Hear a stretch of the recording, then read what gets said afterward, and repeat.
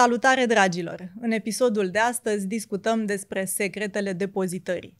Cum arată un depozit care e de dimensiunea unui aeroport mediu? Ce beneficii au clienții care au depozitate mărfuri într-un depozit în care operează roboți autonomi? Toate acestea și multe altele le aflăm de la George Ilie, director de logistică la IB Cargo.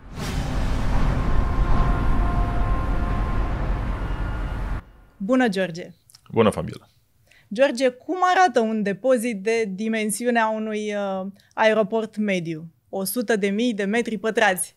Păi, putem să facem o paralelă cu dimensiunea unui teren de fotbal, e cam cât 12 terenuri de fotbal, sau calculasem și în terenul de basket, aproape 185 de terenuri de basket puse unul lângă altul.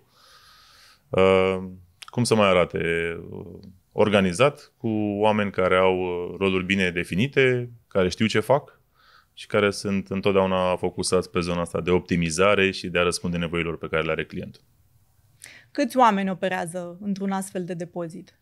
În depozit sunt 110 colegi care lucrează în 3 schimburi. Activitatea începe în fiecare luni la ora 6 dimineața și se termină sâmbătă la ora 15. Cum a făcut IB Cargo pasul către acest domeniu? Cum a ajuns în logistică? IB Cargo este familiar cu activitățile de logistică încă de acum vreo 15 ani. Practic, primul contact sau primele contacte cu zona asta de logistică au apărut în momentul în care am avut serviciu de grupaj maritim LCL. Acolo s-a văzut nevoia de a avea un centru de consolidare în Constanța, în portul Constanța. Ulterior, odată cu creșterea acestui serviciu și cu alți clienți care beneficiau de serviciu de FCL, de container complet, livrare la container complet, zona asta s-a dezvoltat un pic mai mult. În anul 2019 s-a făcut pasul mare către zona de logistică prin operarea unui depozit de 76.000 de metri pătrați, undeva în apropierea Bucureștiului, care a crescut ca și suprafață în pași succesivi până a ajuns la 100.000 de metri pătrați. Ce servicii oferiți în prezent în depozit? Serviciile pe care le oferim țin principal de fluxurile de recepție, de depozitare și de livrare. Practic, recepționăm mărfurile care ajung la depozit atât de la furnizori din Europa, cât și de la furnizori din Far East. Bineînțeles, tot ce vine din Far East vine la nivel containerizat, cam 30-40% din întreg numărul de unități descărcate în depozit sunt mărfuri livrate containerizat. Odată cu recepția mărfurilor se face și o verificare cantitativă și calitativă a produselor. Zona de recepție sau partea de recepție este împărțită în două fluxuri principale: marfă care se depozitează la raft, marfă de stoc, cum îi spunem noi, și paleți care ajung într-un regim de cross-docking. Aceștia, imediat după ce sunt recepționați, sunt depozitați în zonele de unde vor fi și încărcați. Ulterior avem partea de depozitare, stocare la raft a mărfurilor de stoc. Avem serviciu de planificare a comenzilor în funcție de cerințele pe care trebuie să respectăm din partea clienților. Livrăm momentan către 8 țări: în România, în Serbia, în Croația, Slovenia, Bulgaria, Grecia, Cipru și Turcia. Fiecare țară are specificul ei în ceea ce înseamnă partea de planificare a comenzilor. Se face gruparea comenzilor în funcție de destinația produselor sau de destinația fiecărui camion. Sunt reguli de grupare la nivel de consolidarea mai multor comenzi, consolidarea a mai multor magazine în același camion. Prin planificare încercăm să facem și o utilizare cât mai judicioasă a spațiului dintr-un camion sau dintr-un container.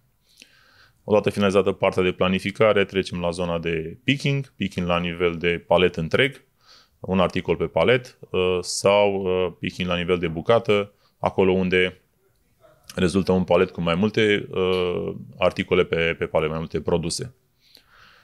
Odată finalizat picking-ul, se face încărcarea mărfurilor în camioane sau în containere. În medie încărcăm cam 90 de paleți pe fiecare unitate de încărcare. Aici, colegii noștri care se ocupă de încărcări sunt experți în a face puzzle-uri din paleți, pentru că dimensiunile sunt diferite, de la jumătate de metru pe jumătate de metru până la lungimi de 2,6 metri, lățimi de 1,1 metri sau chiar înălțimi care depășesc 2 metri. Iar toate aceste produse trebuie să fie încărcate într-o unitate de livrare. Pe lângă aceste servicii avem și partea de procesarea retururilor. Unele dintre ele sunt mărfuri care ajung din nou în stoc și pot fi ulterior livrate, iar altele se consolidează și se returnează către furnizori. Avem o zonă de repacking, este un alt serviciu pe care îl prestăm în depozit. Asta ne ajută să reușim să recuperăm mare parte din produsele care au deteriorări la nivelul ambalajului. Cam 99% din toate produsele pe care le avem putem să refacem ambalajul integral și practic pot fi repuse ulterior în stoc pentru a fi livrate către clienți. Mai avem serviciu de shunting. Practic avem contractat un cap tractor care face mutarea remorcilor din parcare la rampă pentru a fi încărcate și ulterior, după ce este finalizată încărcarea, se duc din nou în parcarea de unde sunt preluate de către transportatori. Asta e un serviciu care reduce dependența activității operaționale de sosirea unui camion. Practic se preia o remorcă din parcare și atunci activitatea este mult mai fluentă în depozit și practic mai optimizată. Cam astea ar fi principalele. George, în depozit operează un robot autonom. Ce face robotul respectiv? Și cum arată?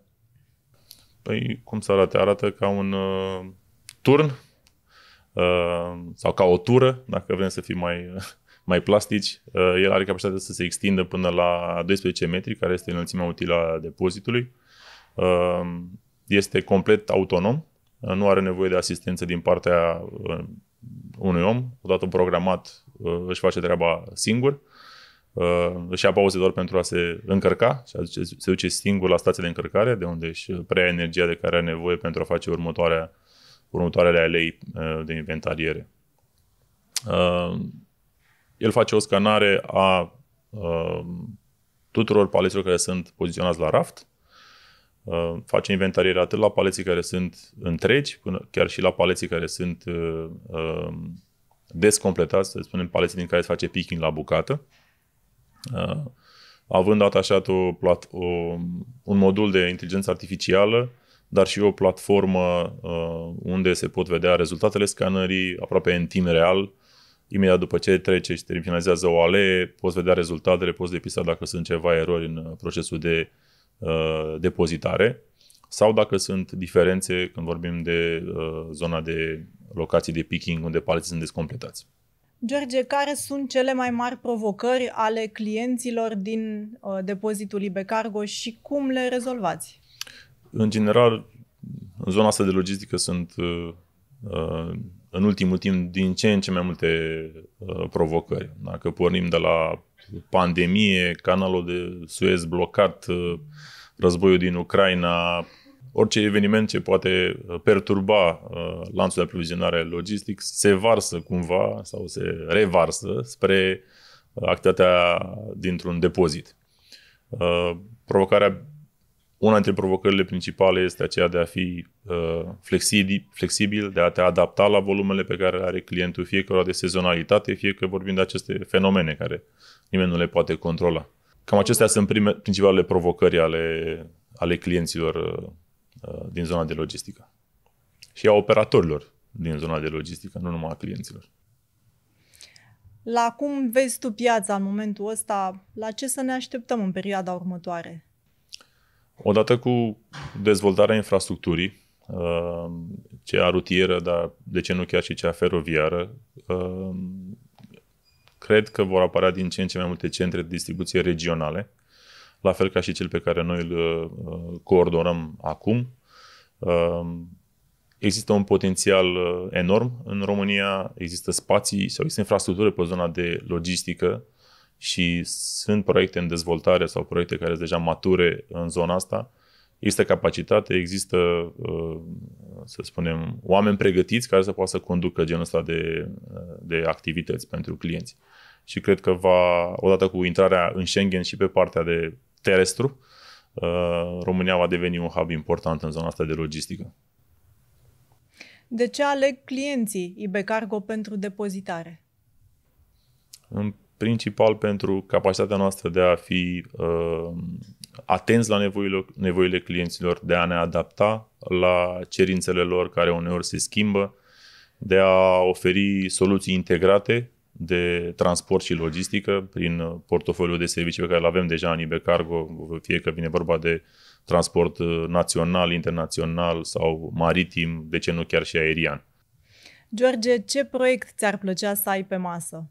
Ce proiect de logistică ți-ar plăcea să organizezi? Un proiect în care ne dorim să punem în valoare experiența atât din zona de logistică, cât și experiența pe care o avem în toate celelalte moduri de transport pe care le gestionăm aici.